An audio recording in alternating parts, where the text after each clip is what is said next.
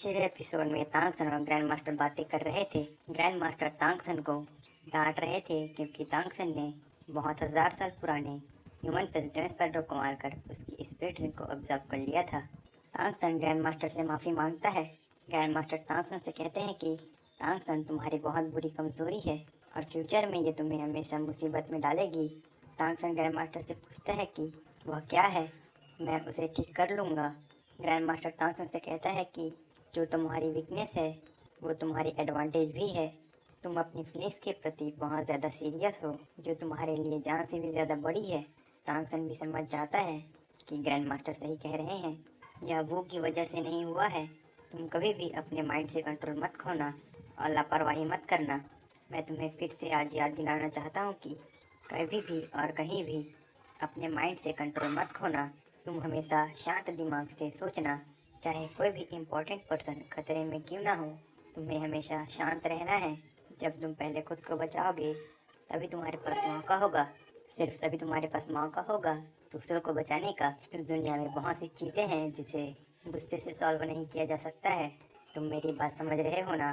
तांगसन grand master को हाँ में जवाब देता है। इसके बाद ग्रैंड मास्टर तांगसन से कहता है कि अब तुम मुझे ये दिखाओ, इतना रिस्क लेने के बाद तुमने क्या हासिल किया है।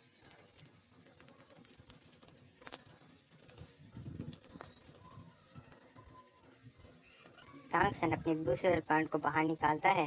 ग्रैंड मास्टर बताता है कि तुम्हारी ब्लू सिरल प्लांट पहले से ज़्यादा थिन हो चुकी है और पहले से ज़्यादा शाइन कर रही है और इसमें से अलग तरह की स्मेल आ रही है। तुम्हारे ब्लू सिरल प्लांट ने ह्यूमन फेस स्पाइडर के टॉक्सिन्स को एब्जॉर्ब कर लिया है। इसके बाद ग्रैंड मास्टर तांगसन को सामने खड़े हुए पेड़ को अपने ब्लू सिरल प्लांट से पकड़ने कहता है और उसे अपनी पूरी ताकत से खींचने कहता है। तांगसन ग्रैंड मास्टर के कहे अनुसार ब्लू सिरल प्लांट की हेल्प से उस पेड़ को खींचने लगता है। इसके बाद ग्रैंड मास्टर कहता है कि भले ही तुम्हारी ब्लू सिरल प्लांट पतली हो गई हो, लेकिन इसकी टफनेस अब बहुत ज़्यादा अच्छी हो चुकी है और यह पहले से बेहतर है। इसके बाद ग्रैंड मास्टर तांगसन को अपने पास बुलाते हैं और कहते हैं कि भले तुमने बहुत बड़ा रिस्क लिया हो, लेकिन तुमने जो हासिल किया है वह भी बहुत अच्छा है। ह्यूमन फेस स्पाइडर ने तुम्हारी ब्लू सिल्वर प्लांट को इन्हेंस कर दिया है। सिर्फ उसकी स्ट्रेंथ ही नहीं बल्कि उसकी टफनेस को भी बढ़ा दिया है। और ह्यूमन फेस स्पाइडर के टॉक्सिन्स ने तुम्हारे ब्लू सिल्वर प्लांट को खतरनाक बना दिया है। लेकिन फिर भी मैं तुम्हें ये याद दिलाना चाहता हूँ कि फिर से दोबारा ऐसी गलती मत करना। मैं नहीं चाहता कि तुम मुझसे पहले मारे जाओ। तांगसन ग्रैंड मास्टर से प्रॉमिस करता है कि वह दोबारा लापरवाही नहीं बरतेगा। ग्रैंड मास्टर तांगसन की बात से संतुष्ट हो जाते हैं, जिसके बाद वे तांगसन से कहते हैं कि तुम मुझे अपनी थर्ड सोल स्किल दिखाओ। तांगसन ग्रैंड मास्टर के कहे अनुसार अपनी थर्ड सोल स्किल दिखाता है, जो कि कॉन्स्टेंट ऑफ स्पाइडर वेब है। इसके बाद हम तांगसन को देखते हैं जो कि सिटी में था और वह अपने हिडन वेपन को बनाने के लिए ब्लैक स्मिथ शॉप खोज रहा था। तांगसन अपने पास्ट को याद करता है, जहाँ पर तांग क्लैन के ज़्यादातर हिडन वेपन्स आर्टर क्लैन के डिसाइपल ही बनाते थे। तांग क्लैन की इनकम का सोर्स हिडन वेपन्स ही थे। इसके बाद तांगसन को निंगरोंग की बात याद आती है। निंगरोंग ने कहा था कि उसे तांगसन के गॉडली जूजी क्रॉसबो बहुत पसंद आए हैं और वह फ्यूचर में इसे बड़े अमाउंट में खरीद सकती है अपने क्लैन के लिए। निंगरोंग की ट्राइब सपोर्ट ट्राइब की क्लैन है, इसलिए सेल्फ डिफेंस के लिए उसे तांगसन के हिडन वेपन्स की ज़रूरत है। इसके बाद हम तांगसन को देखते हैं जो कि हिडन वेपन का ब्लूप्रिंट लिए खड़ा था और खुद से कह रहा था कि मैं यहाँ पर बिजनेस स्टार्ट कर सकता हूँ, इनकम कोई प्रॉब्लम नहीं खड़ी करेगी और इस रास्ते में मुझे सिर्फ एक अच्छी ब्लैक स्मिथ की शॉप खोजनी होगी ताकि मैं उनके साथ कॉपरेट कर सकूँ, जिसके बाद मैं और ज़्यादा पावरफुल हिडन वेपन को बनाने की टेक्निक्स पर कॉन्सेंट्रेट कर सकूँ और उन्हें बनाने की प्रैक्टिस कर सकूँ। मैं तांगसन की ग्लोरी को इस सोलैंड की दुनिया में फिर से स्थापित करूँगा। थोड़ी देर बाद तांगसन को एक ब्लैक स्मिथ की शॉप नज़र आती है। तांगसन उस ब्लैक स्मिथ शॉप के अंदर चला जाता है। तांगसन वहाँ के वर्करों को ऑब्जर्व कर रहा था। इसके बाद तांगसन एक आदमी से पूछता है कि क्या मैं जान सकता हूँ कि सोतो सिटी का सबसे बड़ा ब्लैक स्मिथ शॉप कहाँ पर है। इसके बाद एक ब्लैक स्मिथ तांगसन से पूछता है कि मिस्टर आपको क्या चाहिए। तांगसन से कहता है कि मैं यहाँ कुछ बनवाना चाहता हूँ। ब्लैक स्मिथ तांगसन से कहता है कि आप क्या बनाना चाहते हैं? आप चाहें तो मुझे बता सकते हैं। तांगसन उससे कहता है कि मुझे नहीं लगता कि तुम उसे बना सकते हो। इतना कहते ही तांगसन अपना ब्लूप्रिंट उस ब्लैक स्मिथ को दे देता है। ब्लैक स्मिथ उसे देखकर हैरान रह जाता है, जिसके बाद वह अपने ओनर को वह ब्लूप्रिंट दिखाता है। ओनर तांगसन से कहता है कि क्या तुम मुझे बता सकते हो यह क्या है? तांगसन उससे कहता है कि अगर आप इसे बना सकते हैं तो ही मैं आपको बताऊंगा कि यह क्या है। मुझे इसके 20 सेट चाहिए और इसे बनाने के लिए आपको हाई ग्रेड आयरन और वो भी अच्छे से रिफाइंड किया हुआ आयरन ही आपको यूज़ करना है। रिफाइन आयरन का नाम सुनकर ब्लैक स्मिथ हैरान रह जाता है और कहता है कि यह तो बहुत महंगा होता है। तांगसन ब्लैक स्मिथ से अपने बॉस से मिलाने कहता है। तांगसन शॉप ओनर से पूछता है कि क्या आप एक सोल मास्टर हैं? ओनर तांगसन से कहता है कि क्या तुम भी एक सोल मास्टर हो? तांगसन शॉप ओनर को अकेले में बुलाता है ताकि वे प्राइवेट में बात कर सके। तांगसन उस ब्लैक स्मिथ शॉप के सारे ब्लैक स्मिथ को अच्छे से ऑब्जर्व कर रहा था। तांगसन के काम से संतुष्ट दिख रहा था। तभी उसकी नज़र आयरन ब्रदर्स पर पड़ती है, जिनसे तांगसन और शाओ ने बैटल एरिना में फाइट किया था, जिनका हैमर लगने से तांगसन घायल हो गया था। शॉप ओनर बताता है कि ये दोनों इसके जुड़वा बेटे हैं। एक का नाम आयरन टाइगर और एक का नाम आयरन ड्रैगन है। भले ही ये दोनों यंग हैं, लेकिन ये हमारे ब्लैक स्मिथ शॉप के सबसे बेहतरीन वर्कर हैं। तांगसन सोचता है कि वह अपने हिडन वेपन्स को इनसे बनवा सकता है। अगर हमारी कॉपरेशन सही रही तो यहाँ कोई दिक्कत नहीं होगी।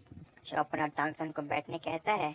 तांगसन शॉप ओनर से कहता है कि कैसा हो अगर हम आपस में कोऑपरेट करें। शॉप ओनर तांगसन से पूछता है कि हम किस तरह से कोऑपरेट कर सकते हैं। तांगसन ने कहता है कि मैं आपके पास 100 गोल्ड सोल कॉइन्स डिपॉजिट कर रहा हूँ। आप केवल एक सेट बनाएंगे। अगर उसकी क्वालिटी अच्छी रही तो हम आगे भी जारी रख सकते हैं। शॉप ओनर तांगसन से कहता है कि मनी तो इनफ है, लेकिन मुझे एक और गारंटी चाहिए।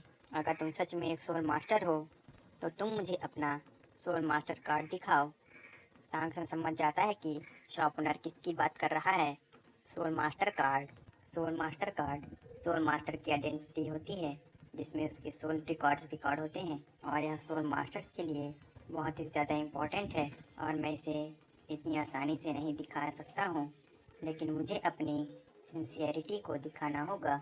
इतना कहने के बाद तांगसन अपना soul master badge shop owner को दे देता है। शॉप ओनर तांगसन की सोल मास्टर कार्ड को देख रहा था। वह तांगसन की मार्शल सोल को ब्लू सिल्वर प्लांट देखकर उसे यूजलेस मार्शल सोल कह रहा था। तभी वह हैरान रह जाता है जब उसे पता चलता है कि तांगसन की सोल पावर लेवल 20 से भी ज़्यादा है। तांगसन खड़ा होकर अपनी 3 स्पिरिट रिंग्स को दिखाता है और कहता है कि मैंने अभी अभी अपनी 3rd स्पिरिट रिंग को हासिल किया है, इसलिए मेरे सोल मास्टर कार्ड पर रजिस्टर कराने का मेरे पास समय नहीं था। तो इस हिसाब से मेरे सोल मास्टर कार्ड पर ग्रेट सोल मास्टर की जगह सोल ओनर लिखा होना चाहिए। शॉप ओनर तांगसन के पास 3 स्पिरिट रिंग देकर हैरान रह जाता है, क्योंकि तांगसन एज में बहुत ज़्यादा छोटा था। तभी वहाँ पर आयरन टाइगर और आयरन ड्रैगन आ जाते हैं और कहते हैं कि फादर, हमने अभी बहुत बड़े बिजनेस के बारे में सुना है। तांगसन आयरन ब्रदर से कहता है कि हम लोग वापस मिल गए। आयरन ब्रदर भी तांगसन को पहचान लेते हैं।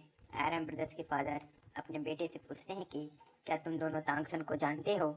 जिसके बाद आयरन ब्रदर अपने पिता को बताता है कि हम कुछ दिनों पहले सोल एरिना के अंदर 2 यंगस्टर से हारे थे। तांगसन उनमें से ही एक है। अगर उस दिन तांगसन ने अपने पार्टनर को नहीं रोका होता तो हम दोनों बहुत ज़्यादा घायल हो चुके होते। जिसके बाद वे तांगसन से कहते हैं कि तांगसन, क्या तुमने लेवल 30 को अचीव कर लिया है और क्या तुम ही यहाँ पर बिजनेस डील लेकर आए हो? शॉप ओनर तांगसन से माफ़ी मांगता है तांगसन पर शक करने के लिए। जिसके बाद वो तांगसन से कहता है कि तुमने जैसा कहा है हम बिल्कुल वैसा ही करेंगे। तांगसन उसके साथ कॉपरेशन के लिए मान जाता है।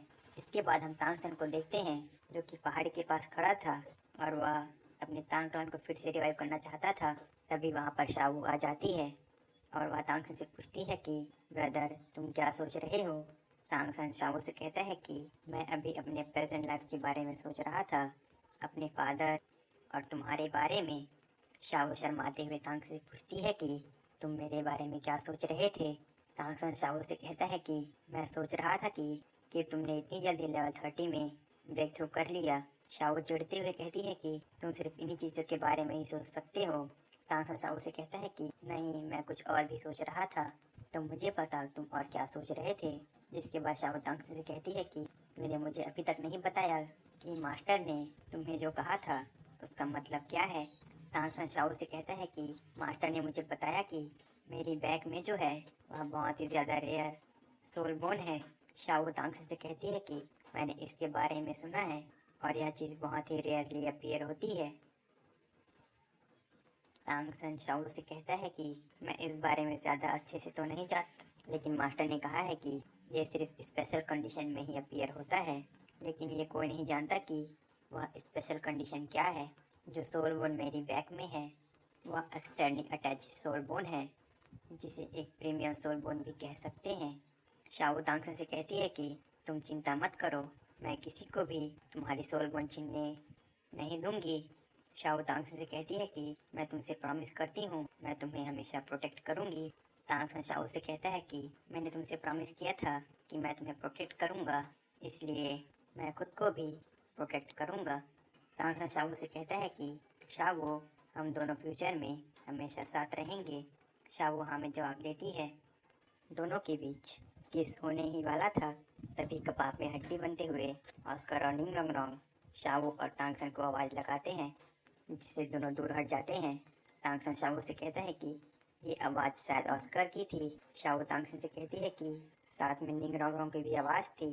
तांगसन शाओ को ऑस्कर और निंग रॉन्ग रॉन्ग के पास चलने के लिए कहता है। ऑस्कर तांगसन शाओ से पूछता है कि तुम दोनों कहाँ पर थे, हम तुम्हें लंबे समय से देख रहे थे। तांगसन ऑस्कर से कहता है कि हम दोनों कहीं नहीं गए थे, हम तो बस आसपास की हवा चेक कर रहे थे।